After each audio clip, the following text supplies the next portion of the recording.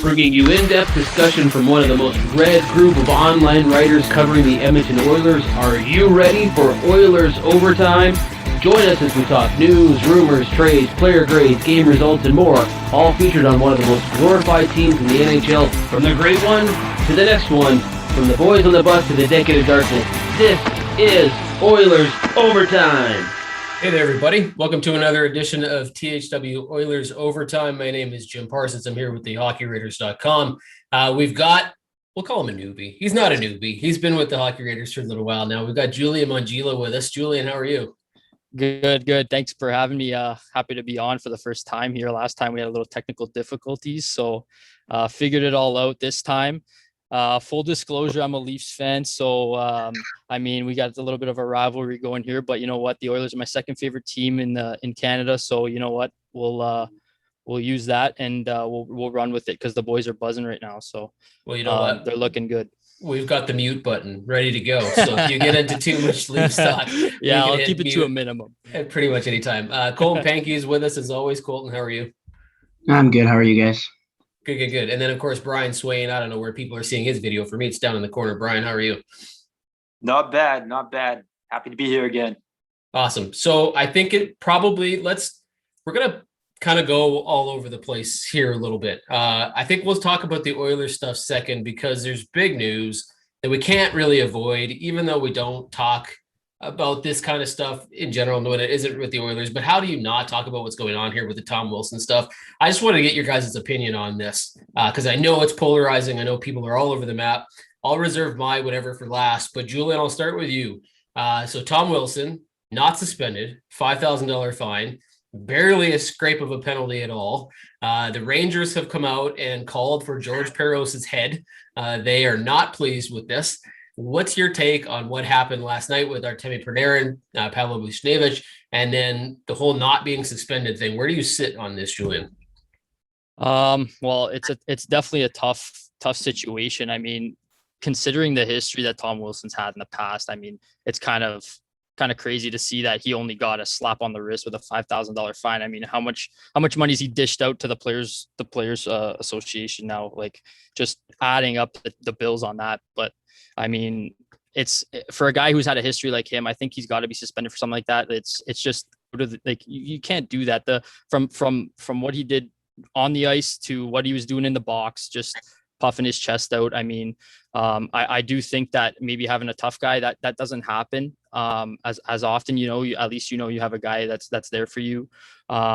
But at the same time, like it's just crazy stuff, and it can't happen in the game because what are they waiting for? Someone to crack their skull on the ice? Like Panarin was really close to a serious injury there. So I mean, for a $5,000 fine, I think it's got to be more for that for something what he did.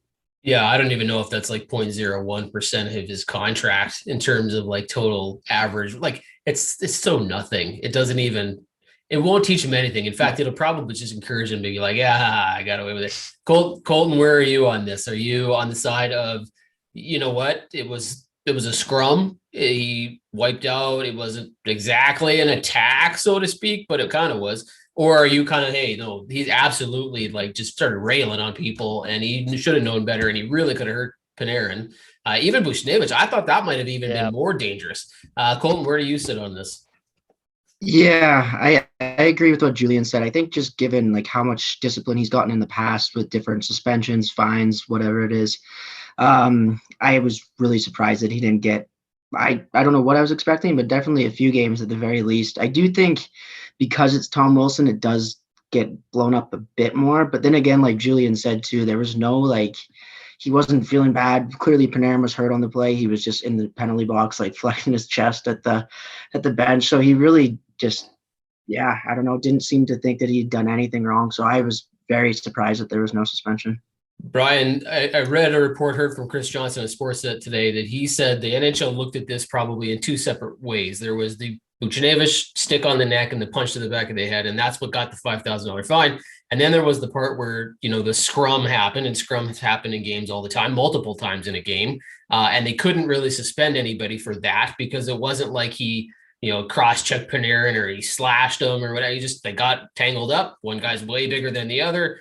and Wilson just took advantage of the size difference and really whatever. I don't know that I buy that necessarily, but where do you sit on that, Brian? Are you kind of like, no, this is Wilson, this was purposeful, this was intent, or are you like, yeah, scrums happen all the time?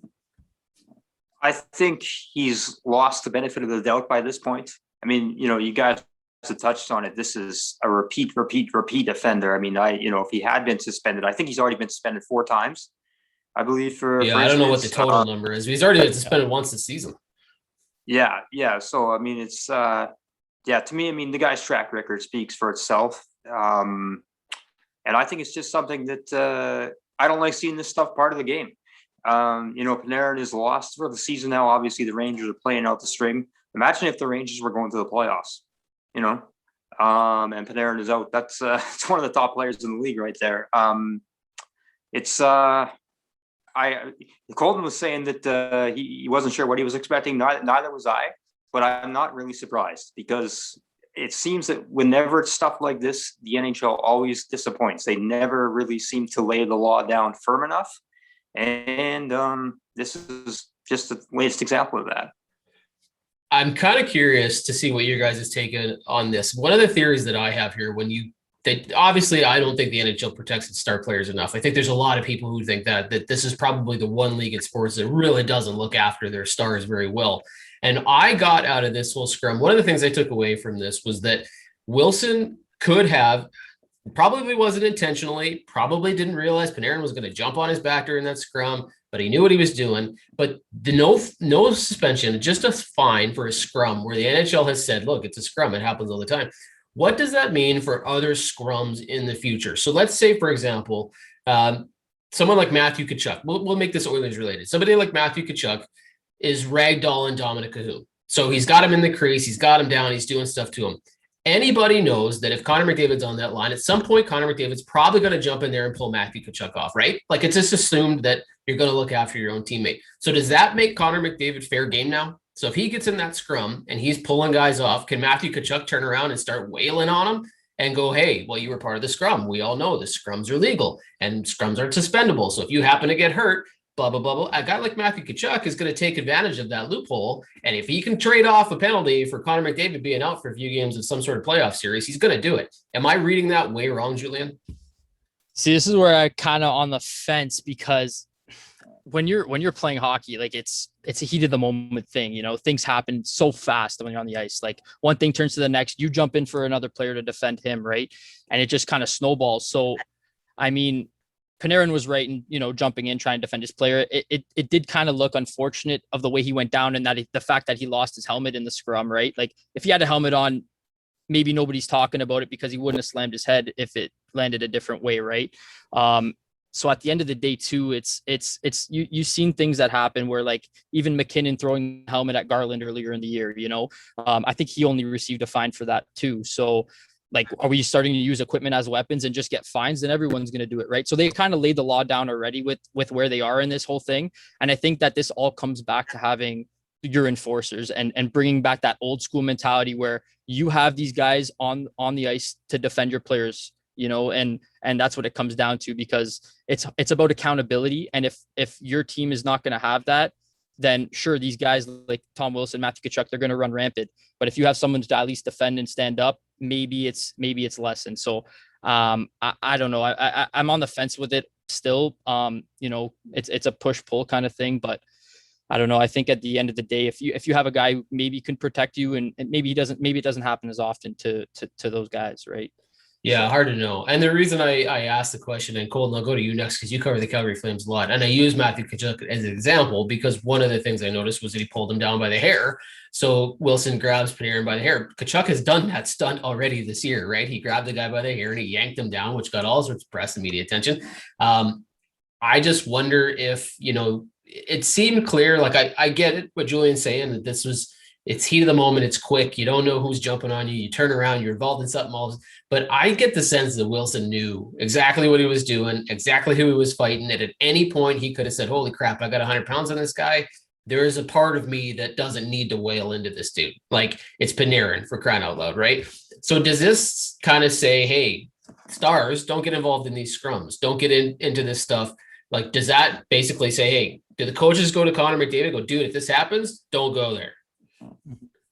Yeah, I agree with you. I'd seen John Scott, I think it said earlier, that it's basically what this does now is just kind of makes it open season for just superstar players around the league. Because I do think if something like this happens now, like how's the NHL, how's George Peros or who's ever doing player safety down the road going to say, hey, this is a suspension. But for Tom Wilson, who has this lengthy rap sheet, it was nothing. So it's kind of, they put themselves in a tricky spot here, I think, because again, if it's just a situation like that, like the one that happened last night, maybe it's not a suspension, but I mean, if it goes a little bit farther with someone else, they're kind of in that same spot where how do you suspend one player, but you didn't give Tom Wilson anything. So I agree with you. I think they dropped the ball here. Brian, the Rangers are calling for Peros's head here. And a lot of people are saying this NHL player, this Department of Player Safety is a joke. What do you think? Is this a situation where this thing has gotten so out of control? It's so inconsistent. We don't know what's going on here. That is dangerous for stars. The Connor McDavids, the Austin Matthews, the Mitch Marners, the Leon Draisaitl, like that. This player, Department of Player Safety, is not protecting anybody. What's the point? Are you there yet? Probably been there for a while now. I don't. Yeah, this is just kind of confirmation of that. I kind of stick up for Peros a little bit in the fact that I think what he's doing, he has to follow it. It's more so the regulations, the rules that are in place, and he has to interpret them. And I think that's where the problem starts. I don't think it matters who would be in his position necessarily. If the NHL needs to, because you said it yourself, it's inconsistency in the way this is being, punishment is meted out or it's decided. And it's just, they don't do a great job explaining it. Maybe that's on Peros. I mean, I think that would be more helpful, certainly for us as fans, to understand why X got this level of punishment, and then why somebody committing a felony Y got off completely scot-free. And I don't know. I mean, I don't know to what level, to the degree the teams and players are aware of what punishment equals this, that, or the other thing. The Rangers, very, very strong statement from the Rangers today. And I kind of applaud them for doing it. They're probably going to get fined for it too. They're probably going to get fined more than Tom Wilson got fined. Yeah, probably. Yeah. I mean, don't fool yourself that Gary Bettman doesn't know what's going on here. Like, I know that George Peros is the guy who's kind of the point the fingers at that dude. But he's in consult with Bettman before these things are made public. So Bettman's well aware of what these suspensions are going to be, what it's going to look like when it goes public, how people are going to react. Like, they know what's going on here. All right, let's switch gears. By the way, my opinion of this is that Tom Wilson, I don't know what you do when you look at these things separately, but there's got to be an example made of a guy that has this sort of rap sheet and pulled off that kind of stunt and now is completely home free. Like, that is crazy to me. I just don't understand it. Do I think there's some ifs, like ins and outs of this whole thing? Yeah, of course. But somebody's got to start setting an example here and go, look, dude, we got to come into this going, there's got to be something done about this Wilson guy because he is just out of control. But anyway, another thing. Let's go to the game last night. So Edmonton Oilers handily beat Vancouver. It was a nice game, good game. Connor McDavid gets 4 points. I've been watching closely with the 100-point race. Julian, what did you think of that game? Did you get a chance to catch the whole thing? And how did the Oilers perform? They're going to do it again tonight. Did you go to me? Yeah, Julian, I was going to you. Sorry about that, but sorry. The dominant performance for sure. I mean, they're in a good spot right now. They look like they're rolling. They got everyone playing the right way, and I think that that they got 4 games against Vancouver left, which is, looks good on the schedule. And I think 2 against Montreal.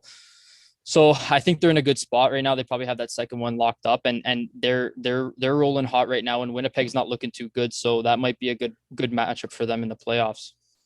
Yeah, it's going to be interesting to see if they actually play Winnipeg. Because Montreal is sucking wind. They are not doing very well right now. And who would have thought? Like, we figured first was locked up with Toronto, fourth was locked up with Montreal, Winnipeg 1-2 or 3-2-3 with Edmonton, and that's probably how it will go.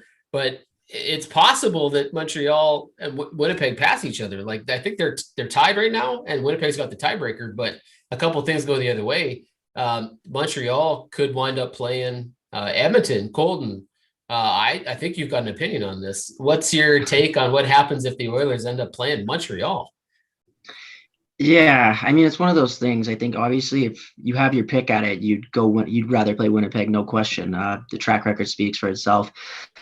At the same time, like if you're not able to beat Montreal in a 7-game series, there's probably a lot of other teams that you wouldn't be able to beat as well. So I mean, you're going to have to beat a team like that, whether regardless of who, even if they get out of the first round, they'd have to play maybe a Toronto or whoever in the second. Like I don't know.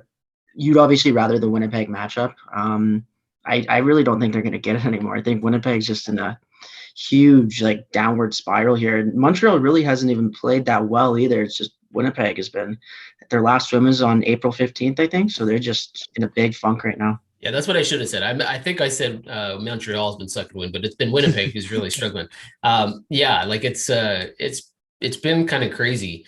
It will be interesting to see. Like, I don't know, what do you want? You want to take on the guys who are coming into the playoffs on a total losing streak, or do you want to take on the guys who have been kind of theory over the season, beat you a number of times, and you have some trouble playing against?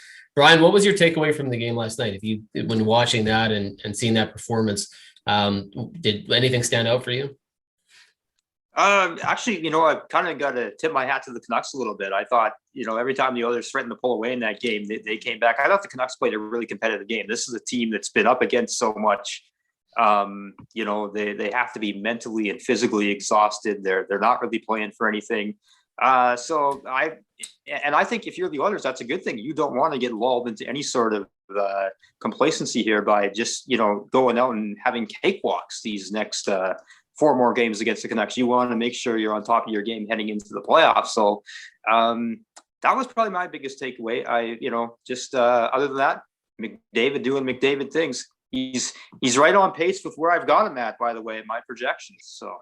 Yeah, I've been watching your stuff. You're off a little bit on a couple games, but the minute that you don't have a 3, you got a 3 the next night, and then you get a 4. So you're right there. I mean, it's we're going to talk about that at the end to close things off. But Brian, I'll stick with you because I know that you've been watching him closely. You've been talking a lot about Mike Smith and the way things are going. He didn't play last night because Koskinen got the win, but he's going to probably play tonight, I assume.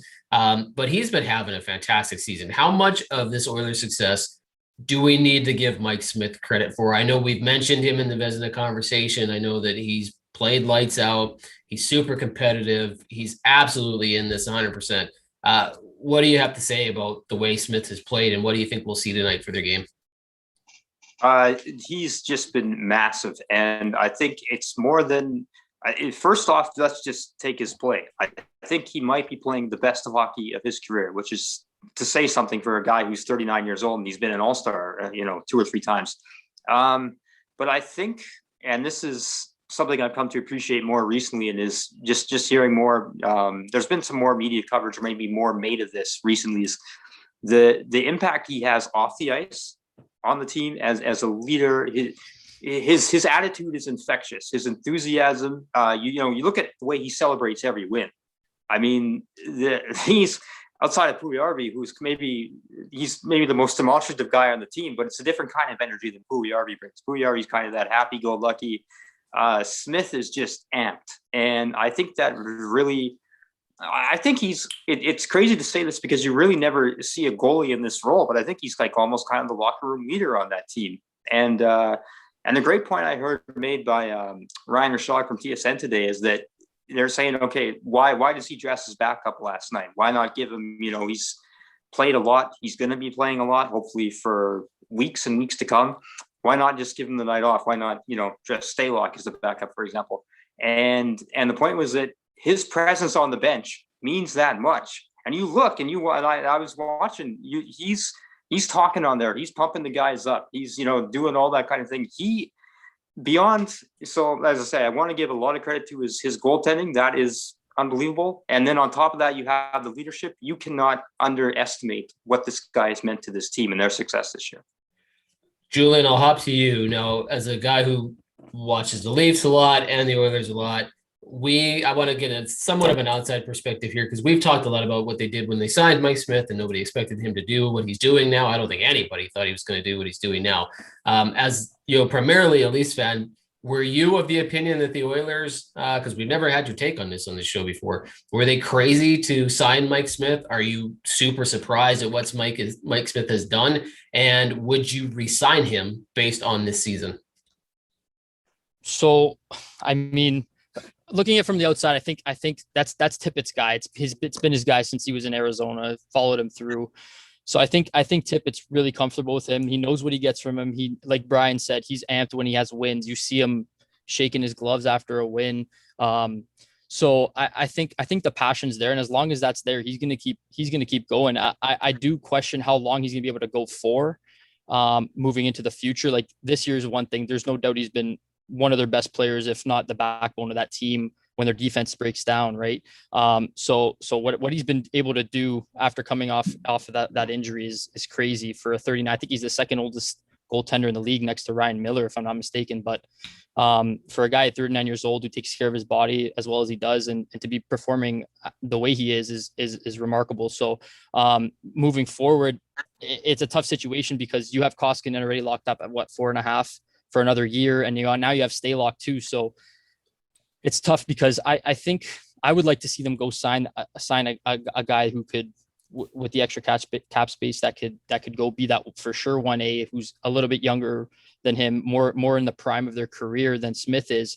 And it's unfortunate because of the cap hit that Koskinen is at. So it's tougher for the team to move on from him. Because I do think that Mike Smith would be good enough to be in that second goaltender where he can jump in whenever they need him to and take over the crease if so be it. So I think it's kind of unfortunate that he is in the situation he is with Koskinen ahead of him there. I don't think he'll be back per se just because of the contract situation, because I do think the Oilers are going to make a move for a goaltender in the offseason. It's a good transition, and I'll go to Colton on this one. The way that Smith has played, and Holland has come out and said, hey, if he's going to play this way, why wouldn't I look at this again? How much, and I don't want to get too far ahead of ourselves because this could all go sour, and Oilers fans could find out in the playoffs that things don't go the way they want him to, and he doesn't look as good as he looks right now, and knock on wood that doesn't happen. But if he continues his play, they have a good playoff run, they look at this again. What is the danger? There's like a catch-22, right? Like it's really, really good that you have a goaltender who's helping you out so much, but it's also kind of not so good when it comes time to renegotiate. I don't imagine that Mike Smith is going to be ever one of those goaltenders that's going to jump from 1.5, even if he has an incredible season, to like $4.5 million. I don't see that happening, but he's probably going to make a little bit more money than he has now.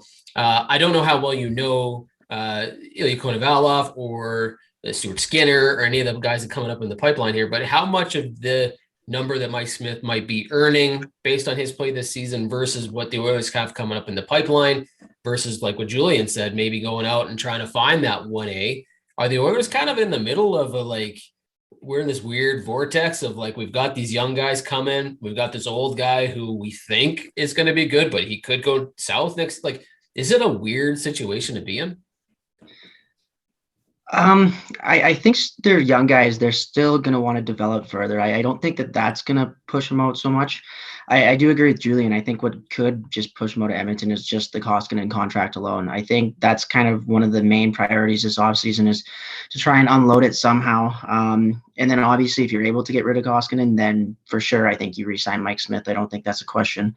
But yeah, I don't think the young guys will play too big of a or have too much of a role in him moving on just because of his age. And I still think that they want to give them a bit more time in the AHL. So let's say they do that. So Brian, if they said, okay, Mike Smith, we'll bring you back one more year. We'll give you another $1 million because you did fantastic for us this year. We're looking at 2.5, maybe 3 tops. Would you sign him for one more year and then hope that those young guys, especially the guy that the free agent you just signed out of the KHL, or he was your draft pick, I guess, that they develop over this next year with no expectation to play, but that by the next offseason, one of them is ready to go? Would you do that, or would you do what Julian's suggesting and kind of maybe go out in that market and see if you can't land that starter for years to come? Yeah, this is a really, really tricky one. I thought about this a lot lately. There's so many avenues they could go and so many elements to it. I think first off, they get, one of the major questions they have to answer is their goalie of the future? Stuart Skinner's having an incredible year, and everyone seems to think that he's on his way.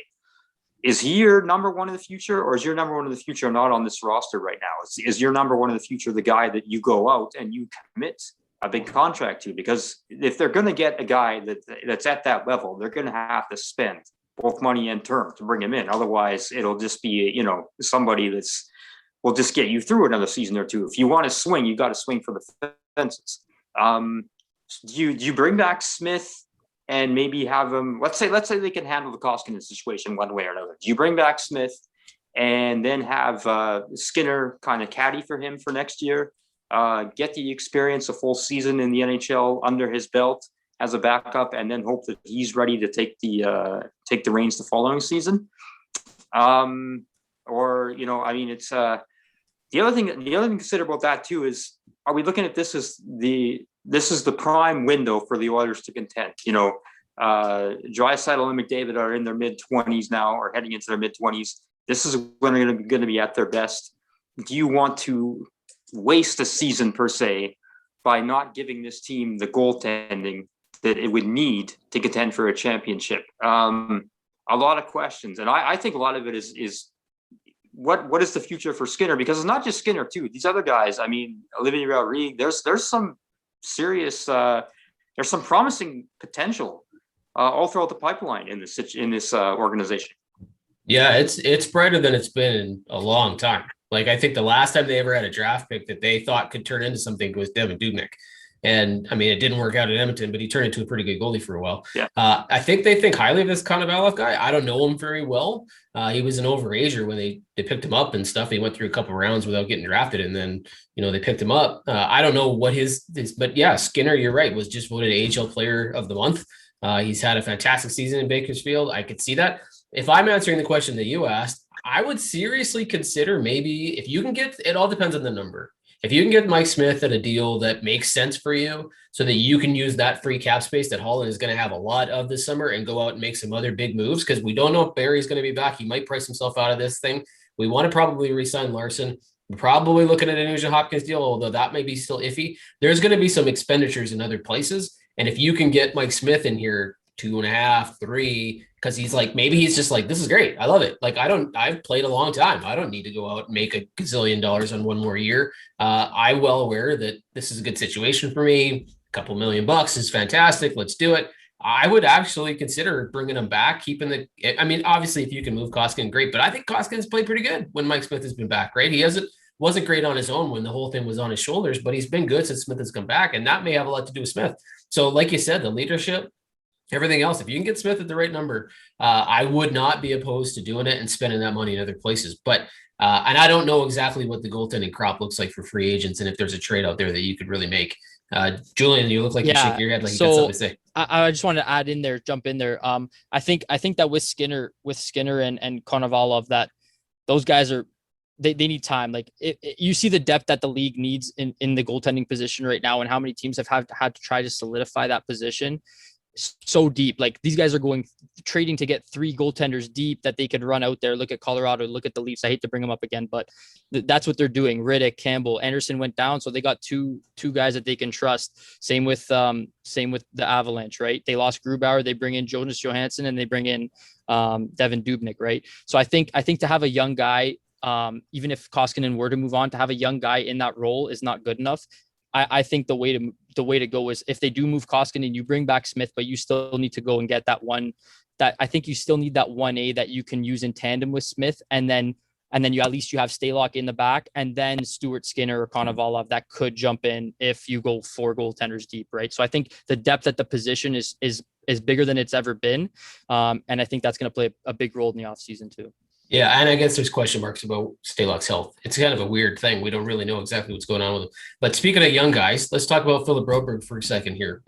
Colton, I'll start with you. So he's come over. He's finished his season. He's assigned to the taxi squad.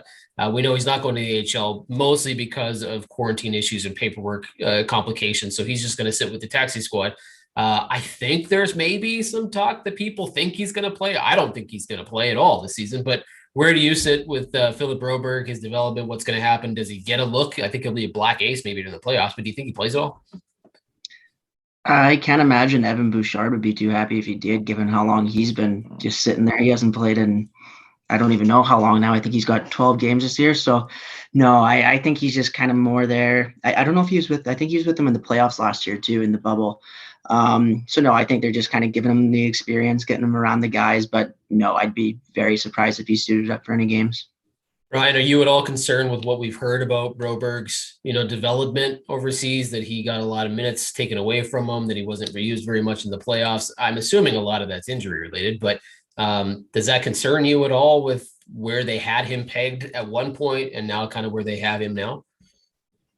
A little bit. Certainly his stats aren't very impressive this year. Now, I'm just looking at that. I haven't seen or didn't see him play any games, obviously, but you look at people who cover that league closely and they said he was kind of took a step back this year. I think a lot of it can maybe be traced back to when he got hurt there at World Juniors. I mean, because he came out like a shotgun there to start that tournament, and then like his team flamed out after that. So I think that might be part of it. I still think he's not even 20 yet. I mean, he hadn't even celebrated his 18th birthday when he was drafted, right? So this is still a very young kid. So, I mean, long term, I'm not concerned. I think he's taken a step back this year. I think, it's prudent for the Oilers now to figure out. I think it's good to get him over there, at least get him inside the team environment, get him out there, be part of the Black Aces at least, and work with him that way, get him more comfortable. Because I still think there's something there with this player, and now it's up to them to nurture and develop that, because obviously the situation over in Sweden this season maybe did not expedite his development to the degree that anyone would have liked. Yeah, that's what I was going to ask Julia next. Is this time now that it's just get Philip Broberg out of there? Let's get him within our system in Bakersfield, because they've been, highly praised for working the same system. So when you go in the AHL and then you move up to the Oilers, that you are well groomed to become an Edmonton Oiler because they work the exact same system and the communication's there. Do you think this is one of those situations where Broberg will turn a positive corner because he's in that development system? He can learn that way and then get used to potentially moving up to the Oilers? Yeah, I don't see that. It's not the same. Their AHL system is not the same as it used to be. It was always, it felt like they were just bringing guys in and then testing them out, and then they would end up somewhere else. I mean, that's where I saw it from my point of view. I think that they got to take their time with Broberg. If he's taking a step back, don't rush him into the lineup. You got a bunch of guys waiting to get time. Look at Caleb Jones. He's barely got looks. I think he's played less than 25 or maybe just over 25 games this season. They haven't even given him a fair shot at a starting job. They have Legason. They have a bunch of guys. I mean, to rush a number one prospect like that is not going to do you any good. Let him marinate in the minors for a little bit, get him more affiliated with the game in the minors, the North American style, the speed. And Holland's a guy who likes the prospects to force his hand to put them in the lineup.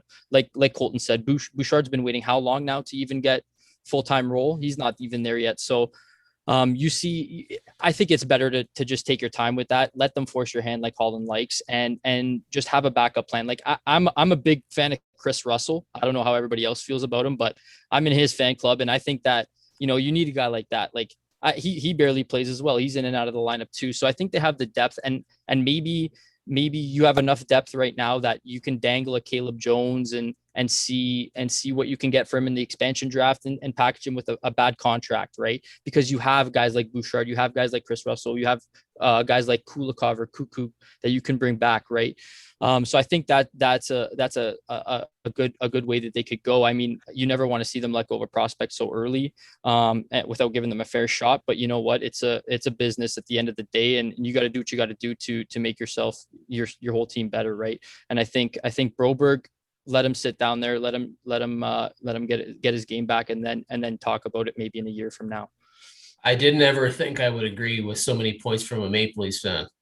I got to say, I didn't think that we'd be on such the same page, but I agree with a lot of what you said there, because Broberg is in a perfect situation, and the Oilers have him. And I mean, other than the health stuff that we don't really know about yet, but it's like 2 years ago, Broberg was the guy. Like Broberg was the draftee that they figured would be one of their future, stars on defense. He's no longer looked at that way. Not that he can't become that. It's not necessarily a necessity anymore, right? You've got Bouchard, you've got other players that they've drafted and they're going to develop, and you've got some depth there that guys are having a hard time even getting into the lineup, right? Like when Broberg was drafted, there wasn't really talk about Ethan Bear.